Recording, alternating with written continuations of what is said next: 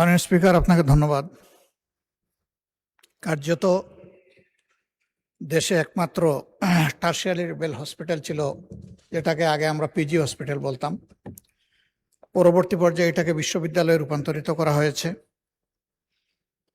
এবং এই সংসদী নামের একটা অ্যামেন্ডমেন্ট করেছে।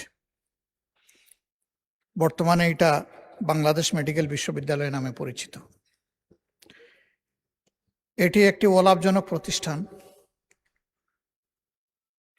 স্বাস্থ্যসেবা পাওয়া জনগণের মৌলিক অধিকার এবং সারা দেশে কার্যত এখনো একটি, যদিও আরো অনেকগুলা মেডিকেল বিশ্ববিদ্যালয় হয়েছে, তার কিছু একাডেমিক কার্যক্রম চলছে, কিন্তু স্বাস্থ্যসেবার কার্যক্রম সেরকম প্রতিষ্ঠিত হয়নি।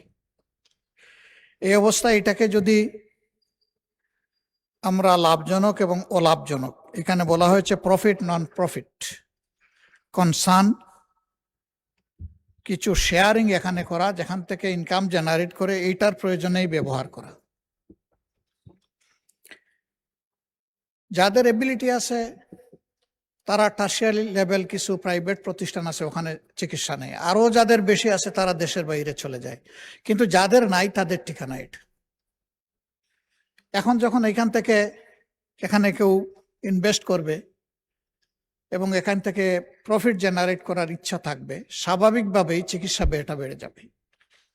এই সংসদে এই সেশনেই আমরা বাজেট পাশ করার সময় জনগণের চিকিৎসা ব্যয়, পকেট মানি যাতে আরো কমানো যায়, এই জন্য অনেকগুলা পদক্ষেপ এখানে নেওয়া হয়েছে, যেটাকে আমরা সবাই সমর্থন করেছি। কিন্তু এর সেন্সটা হচ্ছে এর বিপরীত।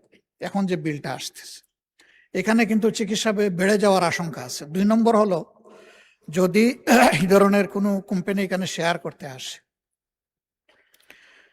তাহলে আগামীতে কোনো ধরনের আনহেলদি কম্পিটিশনের পটেনশিয়াল রিস্ক আমরা উড়াই দিতে পারি না।